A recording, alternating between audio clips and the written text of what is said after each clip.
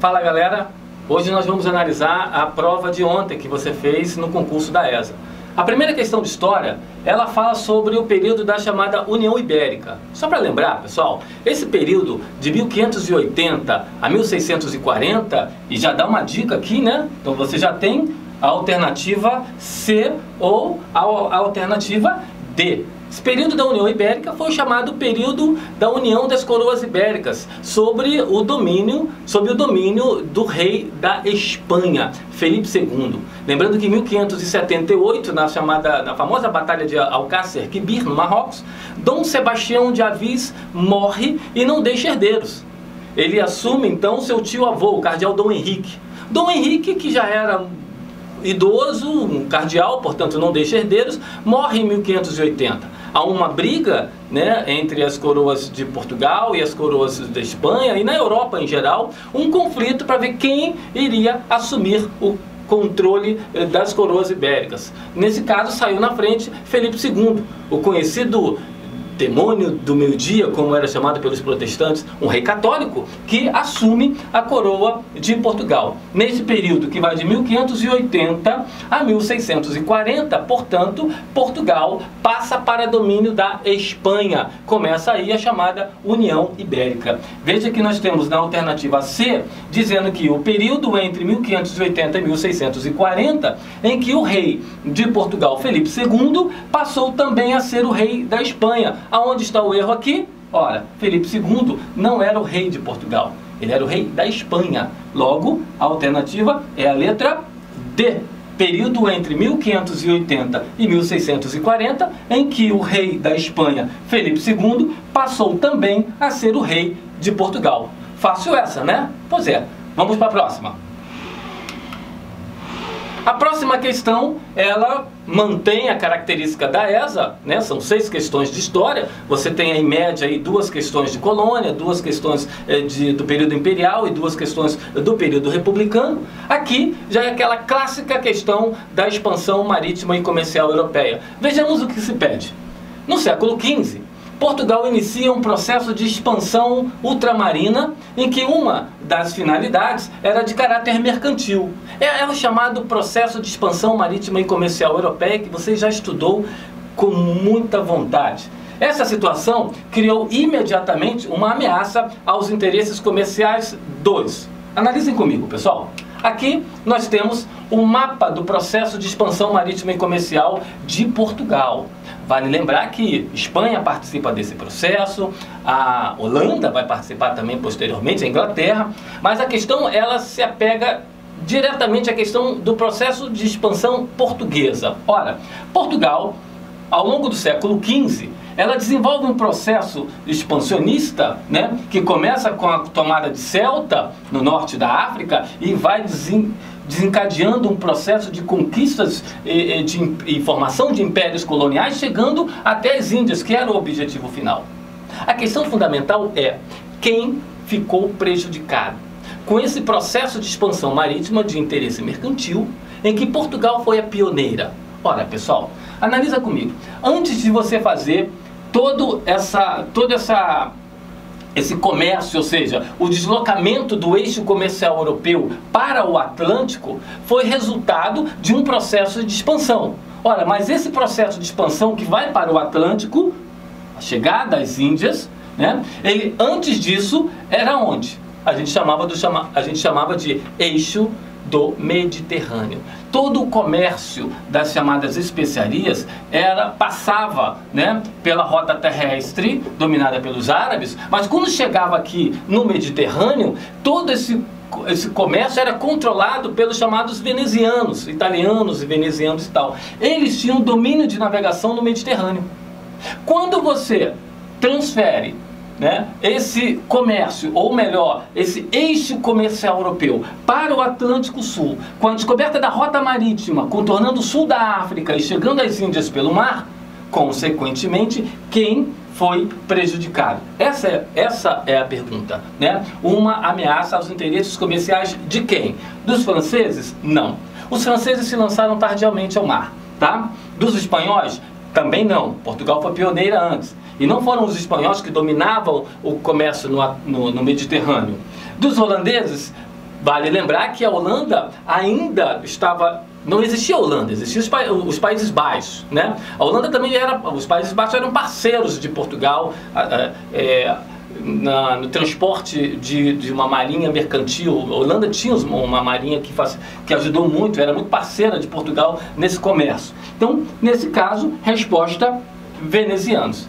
Quem fica ameaçado com a expansão do comércio das Índias pela rota marítima, quem perde uma parcela muito grande do controle desse comércio das especiarias, os venezianos ali na Península Itálica. Essa também não foi de grande dificuldade, uma vez que você poderia eliminar algumas alternativas aqui. Bom, continuando. Assinale dentre as proposições abaixo aquela que relaciona as características descritas do Estado Novo. Ora, clássica questão de Vargas. Vargas é uma figura controversa, né? Entre os historiadores, pesquisadores, economistas, estudantes em geral, né? Ame-o ou odeio, né? Vargas tem uma característica muito marcante do seu governo, né? Vale lembrar que as conquistas trabalhistas e o desenvolvimento de um polo industrial, ou melhor, as chamadas indústrias de base, se dá em seu período. Em contrapartida, você tem isso, teve um custo, né? Que foi a ditadura, que é o que está se perguntando aqui. O período da ditadura Vargas, o Estado Novo, é um período específico. Analisem comigo. Estado Novo, o que foi o Estado Novo? Foi um período de governo iniciado com Getúlio Vargas, que se estende de 37 a 45. Lembrando que em 1937, Vargas dá um golpe de Estado, teríamos a eleição em 38, mas aí ele cancela a eleição, ele vai instituir uma nova Constituição, a chamada Polaca, apelidada de Polaca. Essa Constituição, ela vai instituir o Estado Novo, ou ditadura de Vargas, e se prolonga até 45, né? Quando Vargas renuncia sob uma forte pressão, resultado até da participação do Brasil na Segunda Guerra Mundial. O Brasil que passa a ser um aliado, né, dos Estados Unidos, declara guerra à Alemanha e vai combater a Alemanha nazista quando vive um governo interno com características fascistas. Bom, mas o que se pede é outra questão, né?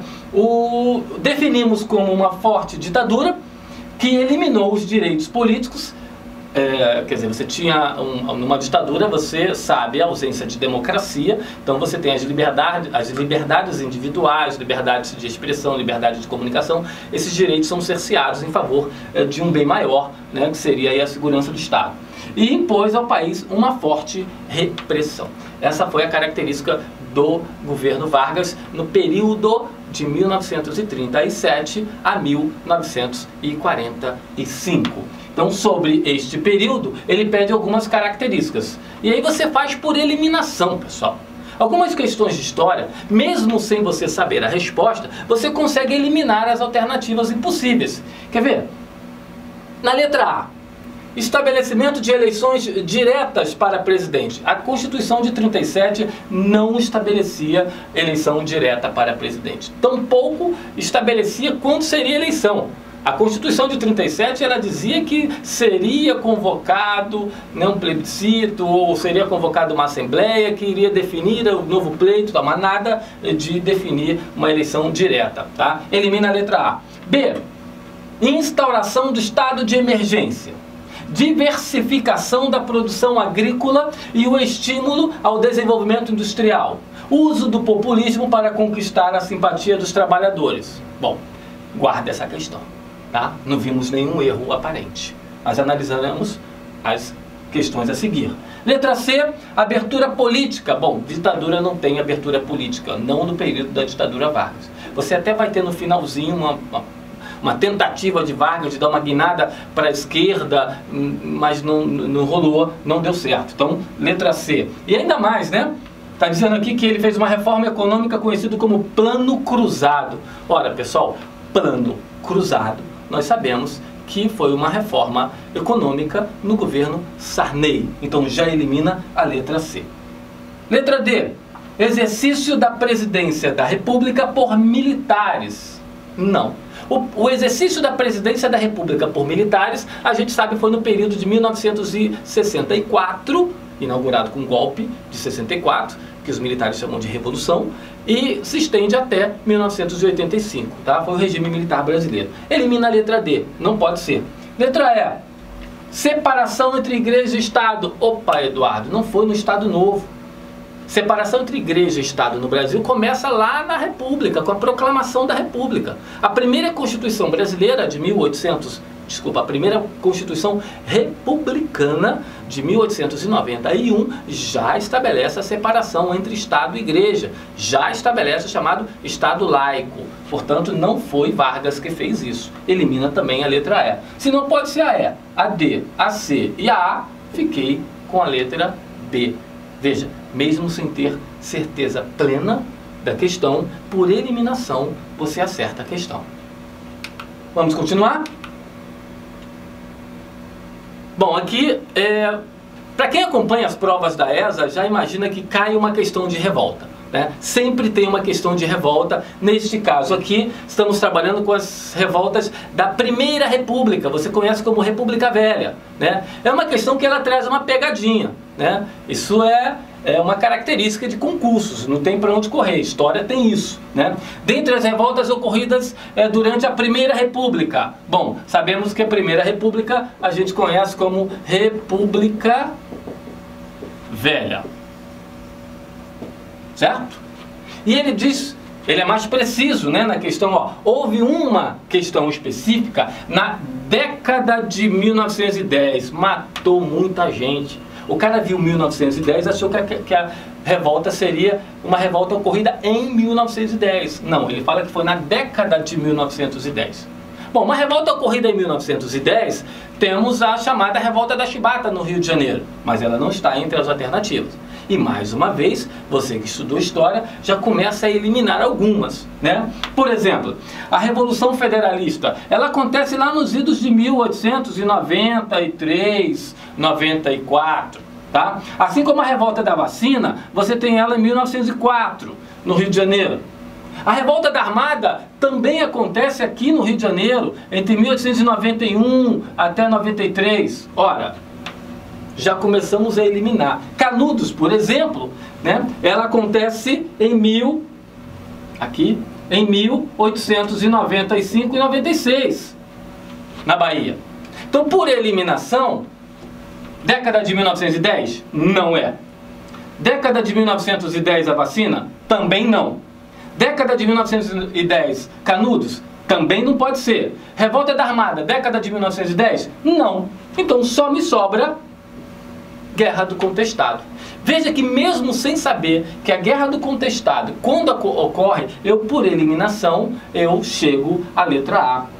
Confere comigo, Guerra do Contestado acontece quando? Entre 1912 e 1916, logo década de 1910.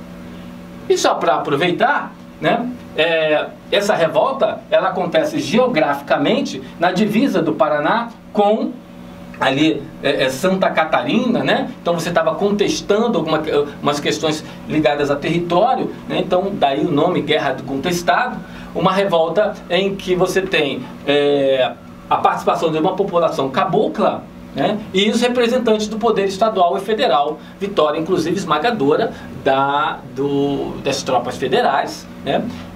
Contestado tem uma característica muito comum com a Guerra de Canudos, que ambos movimentos ocorridos no início da República, e são ambos movimentos de característica messiânica, né? Enquanto que Canudos você tem a participação do Antônio Conselheiro como Messias, na Guerra de Contestado você tem a figura aí do padre José Maria, também conhecido como uma figura messiânica ali na região. Então, só para lembrar, Guerra do Contestado foi o gabarito, né? Ou muito possivelmente vai ser o gabarito, já que vai ser divulgado amanhã, né? Dessa prova que você fez no concurso da ESA. Vejamos o que temos aqui. Mais uma questão que matou muita gente. Muitos candidatos erraram essa questão por uma falta de atenção, né?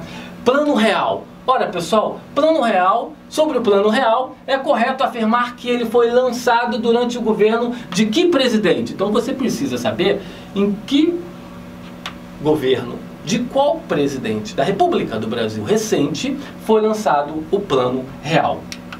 Bom, você tem na sua memória recente, você lembra que foi Fernando Henrique Cardoso, o chamado pai do Plano Real. E de fato, Fernando Henrique Cardoso era o ministro da Fazenda, mas o presidente era o Itamar Franco. Muita gente erra aí, por quê? Matou a questão quando marca Fernando Henrique Cardoso. Mas, pessoal, Fernando Henrique Cardoso foi eleito presidente depois do Plano Real. Como ele consegue estabilizar a economia com o Plano Real e a dolarização da moeda brasileira, né, ele consegue estabilizar a economia de forma a controlar a inflação, ele conquista um apoio muito grande, se lança candidato oficial e ganha a eleição presidencial e sagra-se então aí o novo presidente do Brasil. Mas o Plano Real foi lançado quando ele era ministro da Fazenda. O presidente era Itamar Franco. Lembrando que Itamar Franco foi o presidente vice do Collor de Mello. Fernando Collor de Mello, que está aqui, foi eleito presidente em 89, assume em 90 e sofre o processo de impeachment em 1992. Como ele vai ser afastado da presidência da República, assume o seu vice-presidente em 92, que vai ser o Itamar Franco. Itamar Franco governa em 92 até 94. Em 94, então, ganha a eleição o Fernando Henrique Cardoso quando assume a presidência do Brasil. Este é o gabarito da questão 29 de História. E, por fim, a clássica questão sobre a Guerra do Paraguai. Esta, sim, foi uma questão, na realidade, está sendo uma questão largamente debatida entre diversos professores de História e estudantes do Brasil. Analise comigo. No dia 1º de maio de 1865, Brasil, Argentina e Uruguai assinaram o Tratado da Tríplice Aliança. Este tratado, né, para atuarem contra o Paraguai. Nessa oportunidade, escolheram para exercer a função de comandante em chefe das forças aliadas para a invasão do Paraguai. Então a questão é a seguinte, é uma questão muito específica. O tema Guerra do Paraguai é um tema muito divulgado, é um tema muito estudado, inclusive na história do Brasil é um dos temas mais interessantes de se estudar, né? Você trabalha com um grande genocídio ocorrido no século XIX, a gente fala da Guerra do Paraguai no segundo reinado, na época de Dom Pedro II, né? Nós tivemos aí 3 grandes comandantes brasileiros que atuaram na Guerra do Paraguai, né? Então o mais conhecido deles se torna o patrono do Exército Brasileiro, Duque de Caxias, mas quem finaliza a Guerra do Paraguai vai ser o Conde D, que é genro de Dom Pedro II, o marido de Princesa Isabel. Mas a questão fundamental aqui é o seguinte, ó, a Guerra do Paraguai, ela acontece na divisa entre, você tem aqui na região do Brasil, você tem Uruguai e você tem Paraguai. Lembrando que ao longo do século XIX, o Paraguai ele tem uma característica muito peculiar, o Paraguai não tem saída para o mar, né? E o século XIX é um período em que os países americanos, os países latino-americanos, eles têm uma dependência muito grande da Inglaterra, né? Paraguai, curiosamente, ele vai em via contrária. Paraguai, como não tem saída para o mar, desde o seu primeiro governo, passando pelo segundo e finalmente o terceiro, que vai ser o Solano Lopes, né, eles implementam uma política de autossuficiência, né, reforma agrária, um ensino público gratuito obrigatório, né, Paraguai passa a ter uma indústria bélica, enfim, Paraguai ele começa a destoar nesse cenário.